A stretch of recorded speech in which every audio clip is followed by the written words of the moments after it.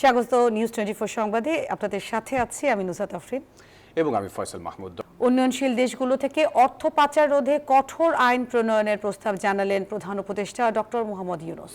রাতে জাতিসংঘের সাধারণ পরিষদের অধিবেশনে বাংলায় ভাষণ দেন প্রধান উপদেষ্টা। সেখানেই তিনি এই প্রস্তাব জানান। বলেন, ফেব্রুয়ারিতে নির্বাচনের প্রস্তুতি নিচ্ছে সরকার। আগামী নির্বাচনে যে দলে জনগণের সমর্থন পাক না কেন, সংস্কার কার্যক্রম বাস্তবায়নে আর কোনো অনিশ্চয়তার অবকাশ থাকবে না। আপনারা জানেন যে আগামী বছরের ফেব্রুয়ারি মাসে আমরা জাতীয় নির্বাচন অনুষ্ঠানের প্রস্তুতি নিচ্ছি। পাশাপাশি স্বচ্ছতা ও জবাবদিহিতা, আইনের শাসন নিশ্চিত করবার জন্য আমাদের নিরবচ্ছিন্নভাবে নাগরিক বান্ধব সংস্কার চালিয়ে যাচ্ছে। আমাদের উন্নয়ন কৌশলের কেন্দ্রবিন্দুতে রয়েছে সুশাসন, সামাজিক অন্তর্ভুক্তি ও টেকসই উন্নয়ন।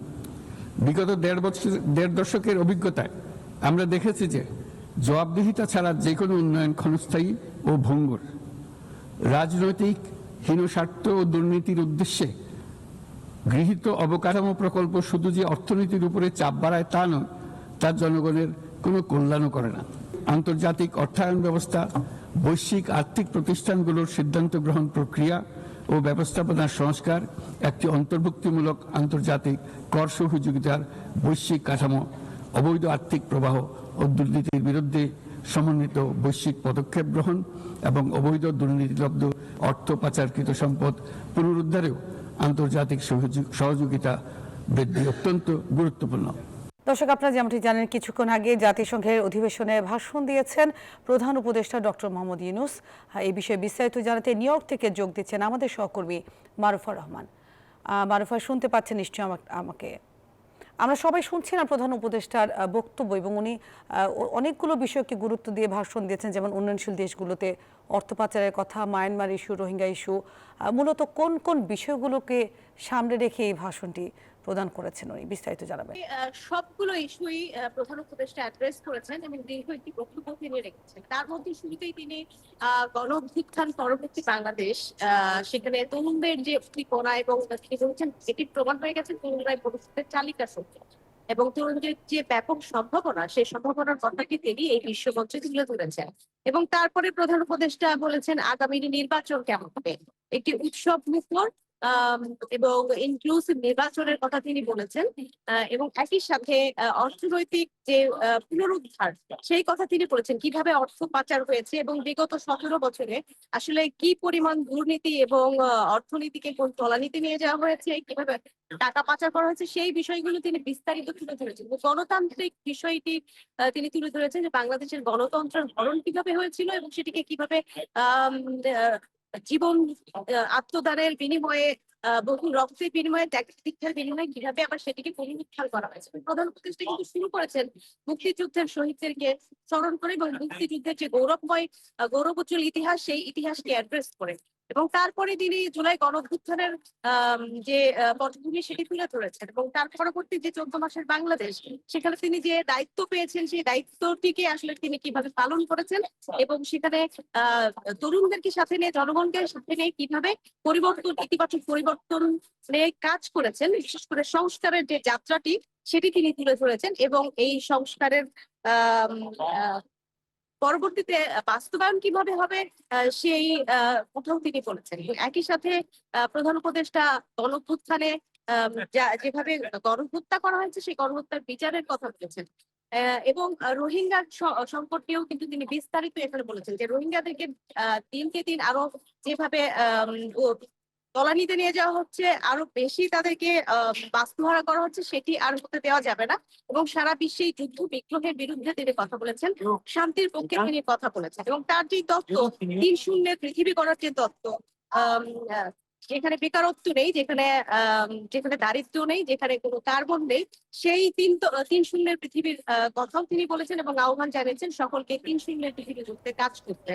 এবং বাংলাদেশ প্রসঙ্গ বারবার করেই এসেছে, সেখানে তিনি কেমন নির্বাচন চান, সেখানে তরুণদের প্রতিনিধিত্ব কেমন হবে, সেই কথা তিনি তুলে ধরেছেন। আজকে কিন্তু জাতিসংঘের সাধারণ পরিষদে বাংলাদেশ নামক যে টেবিলটি ছিল, সেখানে মির্জা ফখরুল ইসলাম আলমগীর সহ জামায়াত নেতা সহ এনসিপি নেতা সহ সকলের প্রতিনিধিত্ব এক টেবিলে বসেছিলেন প্রফেসর ইউনূস, এবং সেখান থেকে গিয়েই কিন্তু তিনি ভাষণটি দিয়েছেন। সেক্ষেত্রে আগামী নির্বাচন নিয়ে তিনি প্রচন্ড আশাবাদী এবং বিশ্ববাসীকে বলেছেন বহু বছর পর বাংলাদেশ আসলে গণতন্ত্রের পথে যাত্রা করছে এবং একটি দেখার মতো নির্বাচন তিনি আসলে উপহার দিতে চান।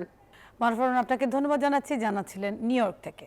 কোনো একটি দল বা গোষ্ঠীর উদ্দেশ্য সাধনের জন্য ডাকসু জাকসু নির্বাচনে অনিয়ম হয়েছে বলে অভিযোগ করেছেন বিএনপির সিনিয়র যুগ্ম মহাসচিব রুহুল কবির রিজভী। বিকেলে রাজধানীর মিরপুরে এক দোয়া মাহফিলে এই অভিযোগ করে তিনি বলেন, গণমাধ্যমের খবরে প্রমাণিত হয়েছে ডাকসুর ব্যালট পেপার নীলক্ষেত থেকে ছাপানো হয়েছে।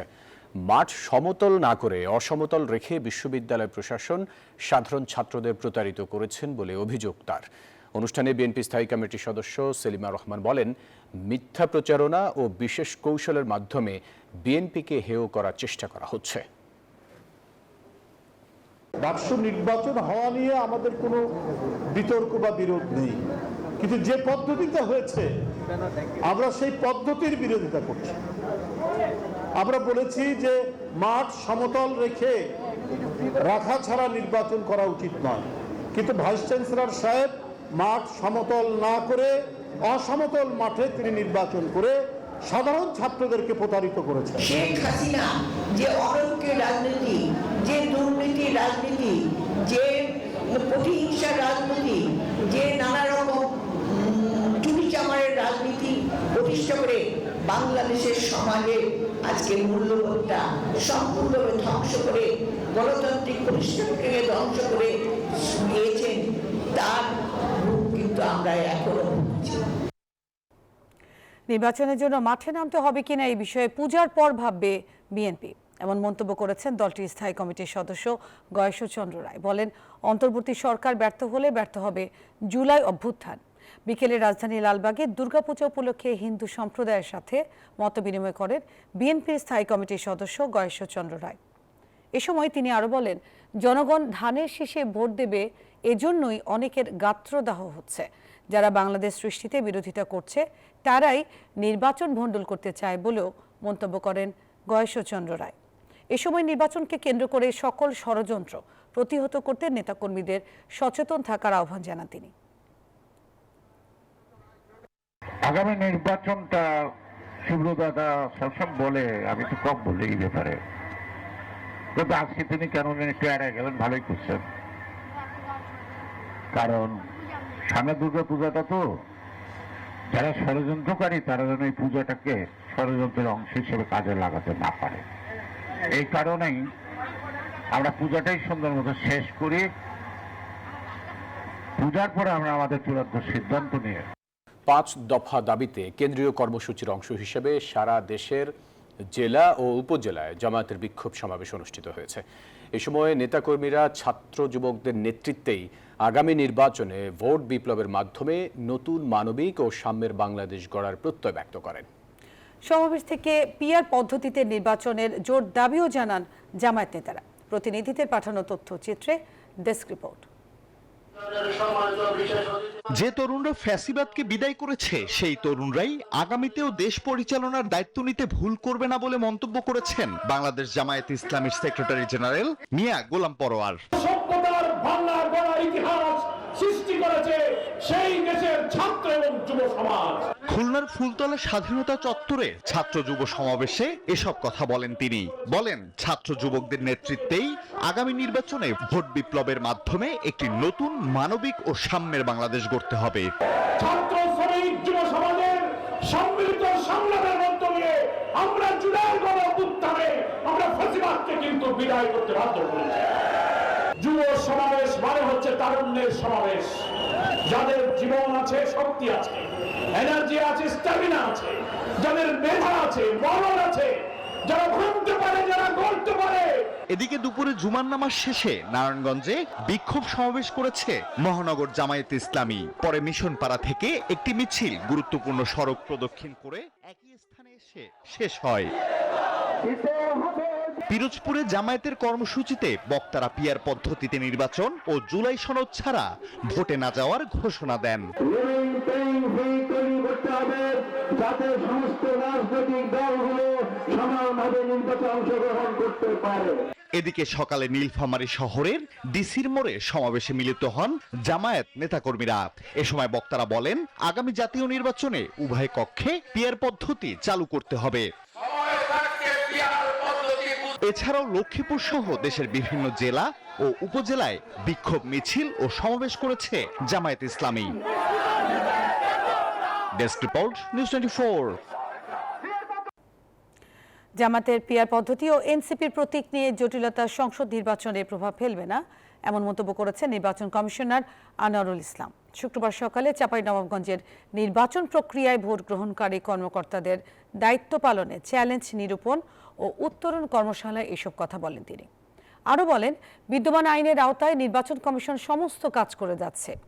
আইনের ব্যত্যয় ঘটিয়ে নির্বাচন কমিশন কোনো কাজ করতে পারে না বলেও জানান তিনি।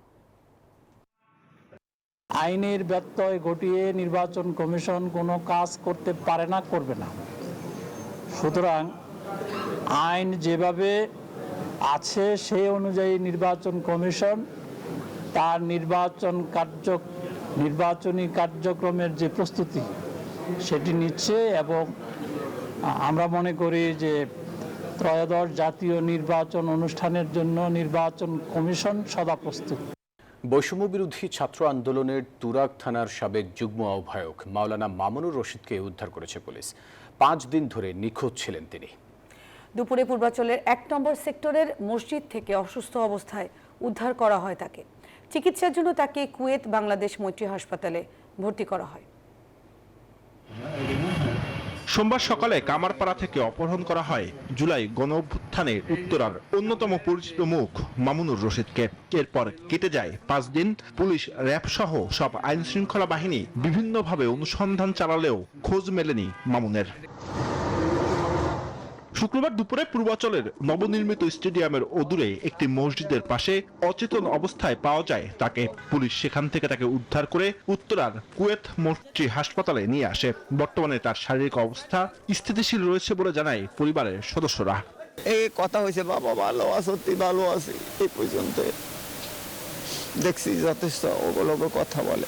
এই আলহামদুলিল্লাহ, এবং দেখতেও পেরেছি উনি সুস্থ আছেন, আমাদের মাঝে অক্ষত অবস্থায়, পরিবারের মাঝে অক্ষত অবস্থায় ফিরে এসেছেন।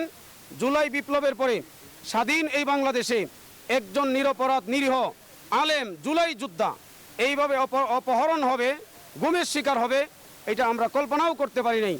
মামুনুরকে পাওয়া গেলেও প্রশ্ন উঠেছে আইন শৃঙ্খলা বাহিনীর তৎপরতা নিয়ে।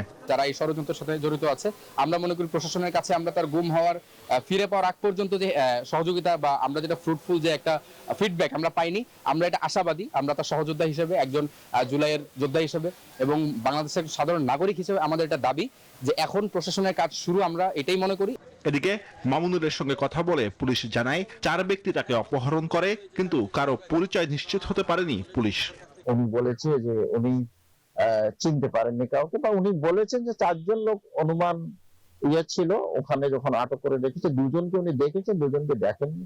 আমরা জিজ্ঞেস করেছিলাম যে আপনি কিভাবে বুঝলেন 4 জন? বলেছে আমার অনুমান করেছি।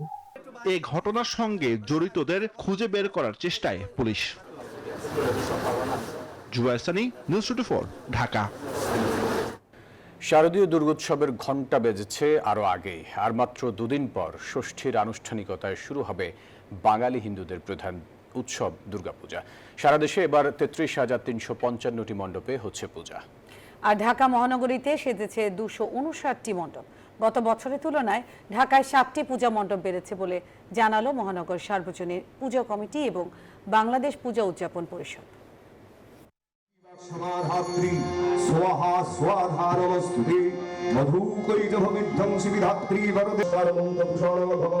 মহালয়া পার হতেই শহর থেকে জেলা জুড়ে ধ্বনিত হচ্ছে দেবীর আগমনী বার্তা। আর কয়েকদিন পর বাঙালির প্রাণের উৎসবের ঢাকে পড়বে কাঠি। দেবী দুর্গাকে বরণে সেজেছে পূজা মণ্ডপ। দেবীর আগমন এবার গজে বা হাতিতে, যার অর্থ শস্য শ্যামলা বসুন্ধরা। পঞ্জিকা মতে দেবী যাবেন দোলা বা পালকিতে। এবছর ৩৩,৩55টি মণ্ডপে হচ্ছে পূজা। আগের বারের তুলনায় এবার মণ্ডপের সংখ্যা বেড়েছে। শুক্রবার সংবাদ সম্মেলনে এসব তথ্য জানায় মহানগর সার্বজনীন পূজা কমিটি ও বাংলাদেশ পূজা উদযাপন পরিষদ। তাদের অভিযোগ, উৎসবের প্রস্তুতির মাঝেই কুষ্টিয়া, ঝিনাইদহ, পঞ্চগড়, নাটোর সহ ১৩ জেলায় ভাঙচুর করেছে দুর্বৃত্তরা। বিচারহীনতার সংস্কৃতি আমরা নানাভাবে দেখেছি গত 53 বছর। আমরা চাই না এই সংস্কৃতি অব্যাহত থাকুক। ঢাকা মহানগরে এবার 259টি পূজা অনুষ্ঠিত হচ্ছে। গত বছর ঢাকা মহানগরে 252টি পূজার আয়োজন হয়েছিল। সেই হিসাবে মহানগরে 7টি পূজা বেড়েছে। সারা দেশে এ পর্যন্ত যেসব তথ্য আমাদের হাতে এসেছে তাতে দেখা যাচ্ছে 33,355টি পূজা অনুষ্ঠিত হচ্ছে। পূজার দিনগুলোতে রাত 11টা পর্যন্ত মেট্রো রেল চালু রাখার আহ্বান জানান গণফোরামের ভারপ্রাপ্ত সভাপতি সুব্রত চৌধুরী। মেট্রো রেলের এই যে রাত 9টা বা 9:30 বন্ধ করেন, এটা রাত 11টা পর্যন্ত এটা যেন চালু রাখা হয়। অন্তত ঢাকা শহরে দাবি করব, এই সম্প্রীতির যে আপনারা আহ্বান জানান, এটা যেন বছরে 365 দিন হয় এবং এটা মসজিদ, পেগোডা, মন্দির শুধু না, সকল জায়গায় যেন এই আওয়াজটা আপনারা তোলেন। এছাড়াও দুর্গাপূজার অষ্টমী থেকে দশমী 3 দিন ছুটি সহ সংখ্যালঘুদের স্বার্থ রক্ষায় 8 দফা দাবি তুলে ধরেন তারা। অন্তরা বিশ্বাস, নিউজ 24, ঢাকা। আনুষ্ঠানিকভাবে যাত্রা শুরু করলো Akij agro and livestock limited. বগুড়ার প্রতিষ্ঠানের অত্যাধুনিক ফ্যাক্টরির উদ্বোধন করেন আকিজ গ্রুপের প্রতিষ্ঠাতা শেখ আকিজউদ্দিনের সহধর্মিণী উম্মি মনোয়ারা বেগম, আকিজ ভেঞ্চারের চেয়ারম্যান শেখ শামীমউদ্দিন এবং তার পরিবার। উদ্বোধনী অনুষ্ঠানে আরও উপস্থিত ছিলেন CEO Syed Zahurul Alam, business head Mohammad Maruf Ahmed এবং ঊর্ধ্বতন কর্মকর্তারা। আসন্ন বিসিবি নির্বাচনে 191 জন কাউন্সিলর নিয়ে চূড়ান্ত ভোটার তালিকা প্রকাশ করেছে নির্বাচন কমিশন। খসড়া ভোটার তালিকা থেকে বাদ পড়া 15 ক্লাবকেও অন্তর্ভুক্ত করা হয়েছে চূড়ান্ত ভোটার তালিকায়। এছাড়া 5 জেলা সিলেট, বগুড়া, পাবনা, সিরাজগঞ্জ ও নওগাঁর কাউন্সিলরশিপও অনুমোদন দেওয়া হয়েছে। তবে নরসিংদী জেলার কাউন্সিলরশিপ খসড়া তালিকার মতোই চূড়ান্ত তালিকাতেও শূন্য রাখা হয়েছে।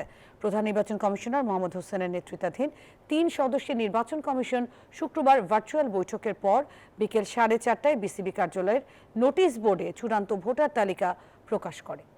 আগামী 6 অক্টোবর অনুষ্ঠিত হওয়ার কথা রয়েছে বিসিবির নির্বাচন। দর্শক, এই ছিল নিউজ 24 সংবাদে। সবাইকে সাথে থাকার জন্য ধন্যবাদ।